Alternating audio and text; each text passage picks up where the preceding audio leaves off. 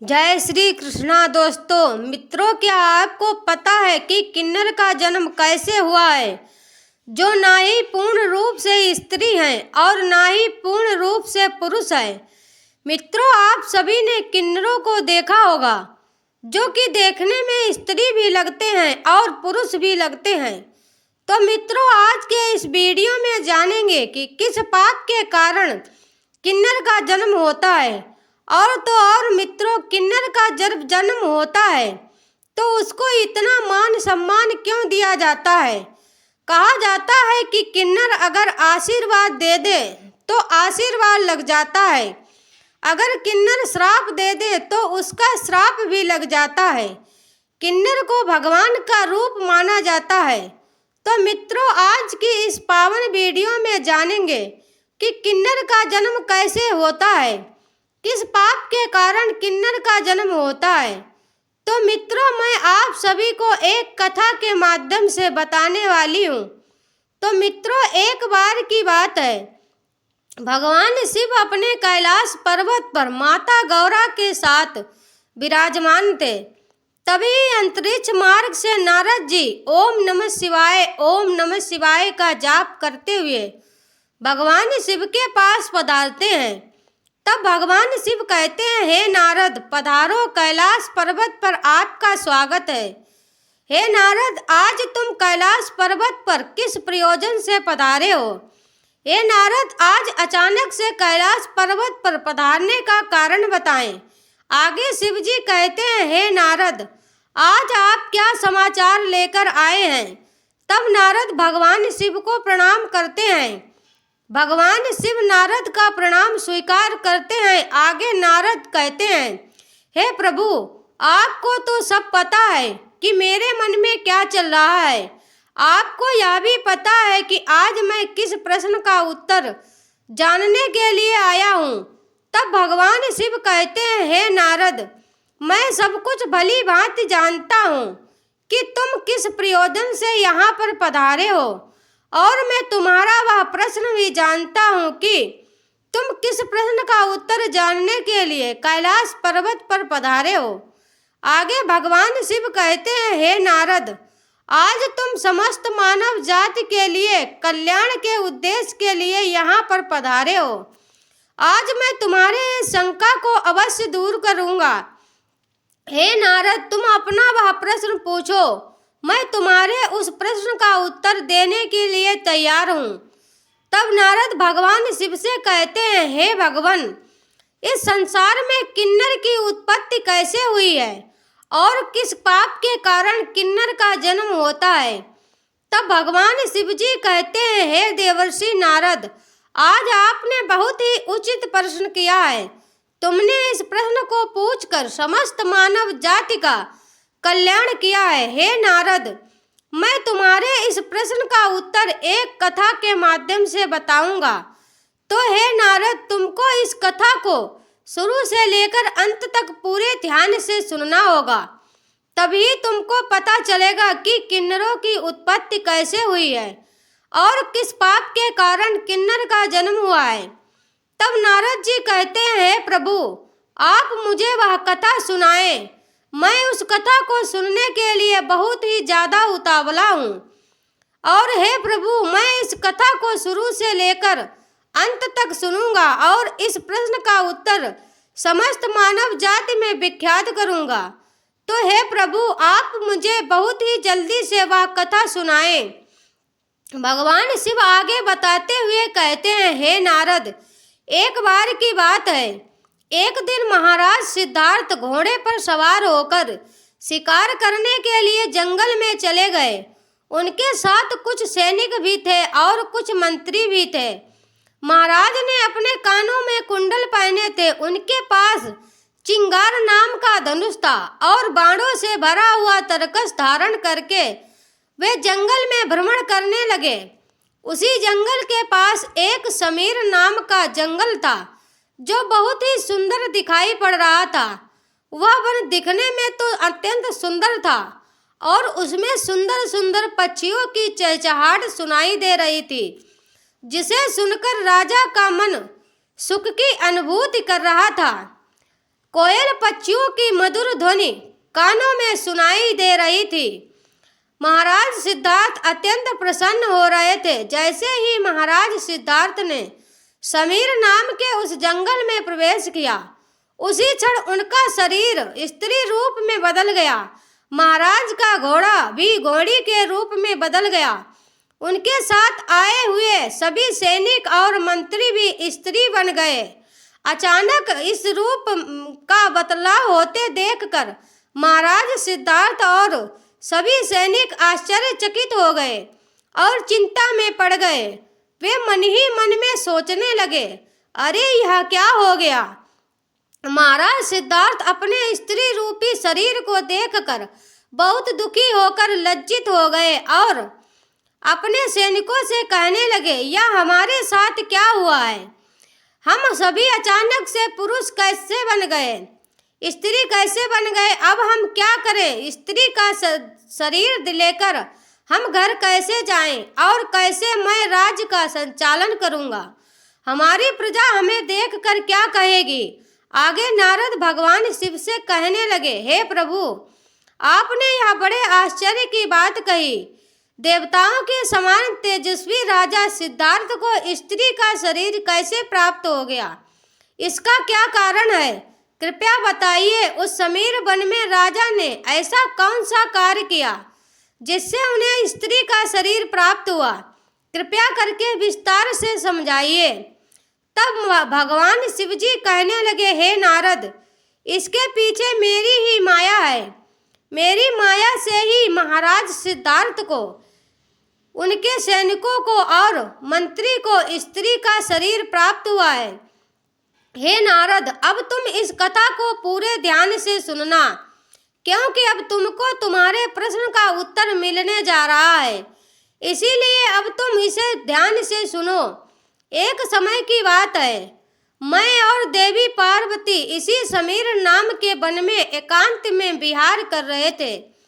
तभी शंखा जंगल से 10 दिशाओं को प्रकाशित करते हुए मेरे दर्शन करने के लिए उस वन में आ गए सनकादिक मुनियों को किसी भी प्रकार का बंधन नहीं है। वे बिना आज्ञा लिए किसी भी स्थान पर कभी भी आ जा सकते हैं। फिर जब वे चारों मुनि मेरे दर्शन के लिए आए, तब देवी पार्वती तुरंत मुझसे दूर होकर खड़ी हो गई। जब उन चारों मुनियों ने देवी पार्वती और मुझको एकांत में विहार करते हुए देखा, तो वे तुरंत ही वहां से लौटकर नर नारायण के आश्रम की ओर चले गए। जब मैंने पार्वती को लज्जित होकर दूर खड़ा हुआ देखा, तो वे कहने लगे, हे प्रिय, तुम इस प्रकार से लज्जित क्यों हो रही हो। वे चारों तो हमारे पुत्र के समान हैं, उनसे तुम्हें लज्जाना नहीं चाहिए। देवी पार्वती कहने लगे, हे प्रभु, स्त्री को अपने पुत्र के सामने भी कभी पति के साथ विहार नहीं करना चाहिए। उसे सदैव ही मर्यादा में ही रहना चाहिए। आपने तो कहा था कि इस स्थान पर कोई नहीं आएगा। फिर हमारे एकांत में विघ्न निर्माण करने के लिए यह चारों मुनि कहाँ से आ गए। आप तुरंत ही कोई ऐसा उपाय कीजिए जिससे कोई भी इस वन में ना आए, नहीं तो मैं इस स्थान से चली जाऊंगी। तब भगवान शिव ने कहा, हे प्रिय, ठीक है, मैं इस वन को श्राप देता हूँ कि जो भी पुरुष इस वन में प्रवेश करेगा वह तुरंत स्त्री बन जाएगा। उस दिन से जो भी उस वन में जाता है वह स्त्री बन जाता है। जो लोग यह जानते हैं कि उस वन में शिव जी की माया फैली हुई है, वे भूल से भी उस वन में नहीं जाते हैं। किंतु महाराज सिद्धार्थ इस बात को नहीं जानते थे और वे अज्ञानवश अपने सिपाहियों के साथ उस वन में चले गए और शिवजी की माया के प्रभाव में आकर उनका पुरुषत्व नष्ट हो गया और वे सब भी स्त्री बन गए। स्त्री का शरीर प्राप्त होने के बाद महाराज लज्जावश घर नहीं गए और उसी वन में इधर उधर भटकने लगे। स्त्रीत्व प्राप्त होने के कारण उनका नाम संजना पड़ गया। इस प्रकार से महाराज सिद्धार्थ संजना के रूप में वन में अपनी सखियों के साथ इधर उधर भटकने लगे। एक दिन वे सभी वन में सुंदर जलाशय के पास खेल रहे थे। उसी समय राजा चंद्रभानु के पुत्र भीम उसी स्थान से गुजर रहे थे। अनेक स्त्रियों के साथ भ्रमण करती हुई उस युवती संजना को देखकर चंद्रभानु के पुत्र भीम उस पर मोहित हो गए। उस संजना के सुंदर तथा मनमोहक रूप को देखकर भीम जी मंत्र मुग्ध हो गए और उसी क्षण उनके मन में उस संजना को पाने की इच्छा प्रकट हो गई। जब संजना ने भी भीम जी का सुंदर रूप देखा तो वे भी भीम जी पर मोहित हो गई और उन्हें अपना पति बनाने के लिए व्याकुल हो उठी। इस प्रकार से संजना और भीम दोनों ने एक दूसरे को देखकर अपना प्रेम प्रकट किया। परस्पर अनुराग के कारण उन दोनों ने विवाह कर लिया और कुछ दिनों में उन दोनों के बीच संयोग हुआ। फिर भीम ने संजना के गर्भ से एक संतान उत्पन्न हुई जिसका नाम प्रशांत रखा गया, जो आगे चलकर चक्रवर्ती सम्राट हुआ। पुत्र को जन्म देने के बाद भी वह संजना उसी वन में रहने लगी। फिर एक दिन संजना अपने महल के पुरुष रूप को याद करके चिंता करने लगी। तभी उसने मुनि श्रेष्ठ वशिष्ठ जी का स्मरण किया। संजना के द्वारा स्मरण करते ही मुनि वशिष्ठ जी उस स्थान पर प्रकट हुए। मुनिवर वशिष्ठ जी संजना से कहने लगे, हे देवी, आप किस कारण से दुखी हैं? यदि कोई गोपनीय बात ना हो तो तुम मुझे तुम्हारे दुख का कारण बताओ।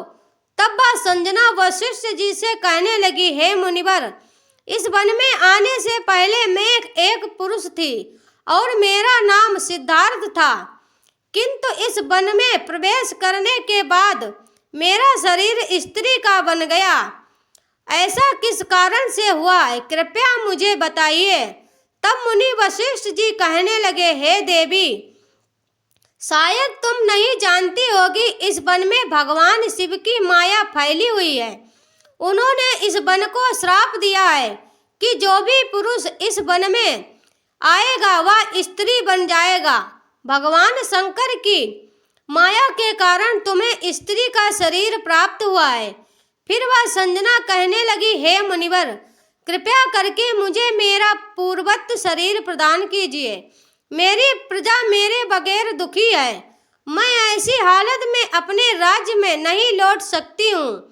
तब मुनि वशिष्ठ जी महाराज सिद्धार्थ की ऐसी अवस्था देखी नहीं गई। महाराज बड़े शूरवीर और पराक्रमी थे, किंतु शिवजी की माया के कारण उन्हें स्त्री का रूप प्राप्त हुआ था। वशिष्ठ जी कहने लगे, हे वस्त्र, तुम चिंता मत करो, मैं भगवान शिव से प्रार्थना करके तुम्हारी सहायता करूंगा। तब वशिष्ठ जी ने उसी स्थान पर समस्त लोगों का कल्याण करने वाले भगवान शंकर की आराधना करना प्रारंभ किया। भगवान शिव शंकर वशिष्ठ जी आराधना से अत्यंत प्रसन्न हुए और साक्षात उन्हें दर्शन देकर कहने लगे, हे मुनिवर, मैं आपकी भक्ति से अत्यंत प्रसन्न हूँ। आपको जो भी मनोवांछित वर चाहिए उसे मांग लीजिए। तब वशिष्ठ जी भगवान शंकर से कहने लगे, हे प्रभु, आपके दर्शन से मेरा व्रत सफल हुआ है। हे भोलेनाथ, मेरी बस यही कामना है कि आप मेरे शिष्य महाराज सिद्धार्थ को पुनः पुरुष बना दीजिए। फिर शिवजी ने कहा, हे मुनिवर, मेरी ही माया के कारण सिद्धार्थ को स्त्री का शरीर प्राप्त हुआ है, इसीलिए मैं ही इसे पुरुष का शरीर प्रदान करता हूँ। किंतु राजा सिद्धार्थ 1 मास के लिए पुरुष बने रहेंगे और 1 मास के लिए स्त्री बने रहेंगे। इतना कहकर भगवान शिव उस स्थान से अंतर ध्यान हो गए। इस प्रकार से वशिष्ठ जी की कृपा से और भगवान शिव के आशीर्वाद से महाराज सिद्धार्थ को 1 मास के लिए पुरुष का शरीर प्राप्त हुआ और वे अपने राज्य में लौट गए और सुखपूर्वक राज्य करने लगे। जब महाराज पुरुष के रूप में होते तो वे अपने नगर में जाकर राज्य किया करते थे, और जब वे एक मास के लिए स्त्री के रूप में होते तो वे वन में आकर ही रहने लगते थे। महाराज के ऐसे विचित्र व्यवहार से उनकी प्रजा त्रस्त हो गई और वे पहले की तरह महाराज सिद्धार्थ का सम्मान भी नहीं करने लगी। इधर महाराज के स्त्री रूप में रहते हुए भीम से उन्हें जो पुत्र प्राप्त हुआ था, जिसका नाम प्रशांत था, वह जवान हो गया। तब महाराज सिद्धार्थ ने उसे अपना राज्य सौंप दिया और वे सदा के लिए वन में रहने के लिए चले गए।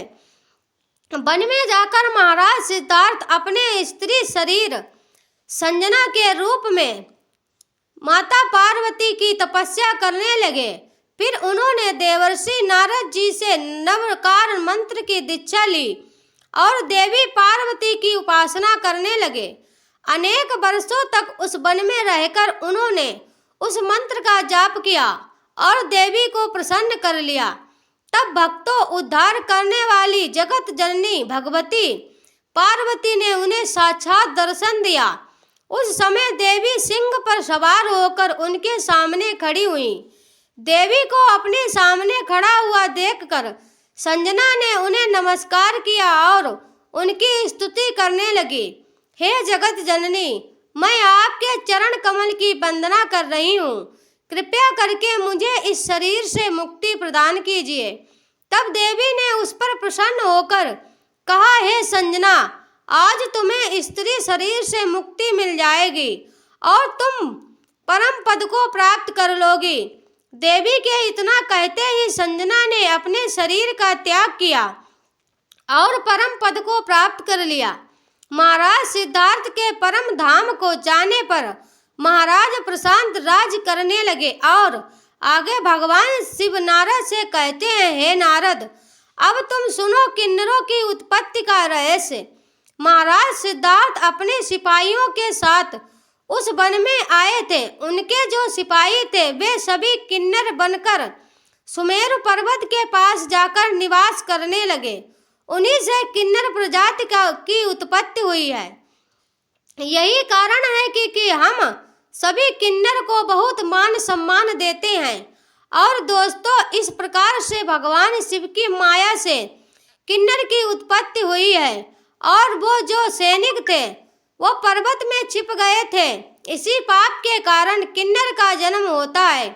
आगे भगवान शिव कहते हैं, हे नारद, इस तरह से किन्नर की उत्पत्ति हुई है। तो मित्रों, आपको किन्नर की उत्पत्ति का रहस्य पता चल गया है। तो मित्रों, उम्मीद करती हूँ कि आप सभी को यह वीडियो जरूर पसंद आई होगी। अगर वीडियो पसंद आई हो तो वीडियो को लाइक करके हमारे चैनल वास्तु टिप्स 33 को सब्सक्राइब कर लीजिए और कमेंट बॉक्स में जाकर जय माता लक्ष्मी जरूर लिखें। तो मित्रों, आप सभी को वीडियो अंत तक देखने के लिए आप सभी को दिल से धन्यवाद। मिलते हैं किसी और पौराणिक कथा के साथ। तब तक के लिए आप सभी का धन्यवाद। राधे राधे। जय श्री कृष्णा, जय श्री राधे। हर हर महादेव।